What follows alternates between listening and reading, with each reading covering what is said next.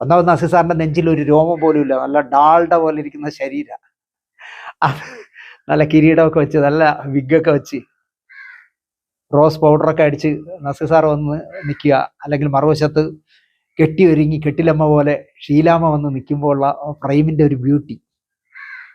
ചഞ്ചലാക്ഷി എന്ന് പറഞ്ഞ് പാലാട്ട് കുഞ്ഞിക്കണ്ണനിലെ ഒരു പാട്ടുണ്ട്, റോസ് ഉടുപ്പൊക്കെ ഇട്ട് പട്ടുടുപ്പൊക്കെ ഇട്ട് ചമ്മണം പറഞ്ഞിരുന്ന് നസീർ സാർ പാടുന്നത്.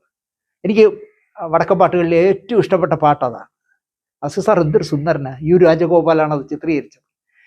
കണ്ടിട്ട് 10-40 വർഷം കഴിഞ്ഞെങ്കിലും ഇപ്പോഴും ചഞ്ചലാക്ഷി എന്നുള്ള പാട്ട് പറഞ്ഞാൽ എനിക്ക് ആ വിഷ്വൽ ഓർമ്മ വരും. നസീർ സാർ ചമ്രം പണഞ്ഞിരുന്ന് ഇങ്ങനെ പാടുന്നത് ചഞ്ചലാക്ഷി.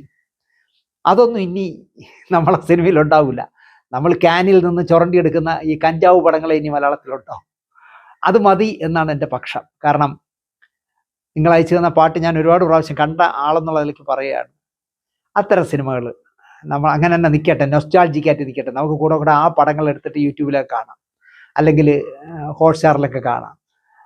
അതെടുത്ത് റീപ്രൊഡ്യൂസ് ചെയ്യേണ്ട എന്നാണ് എനിക്ക് പറയാനുള്ളത്.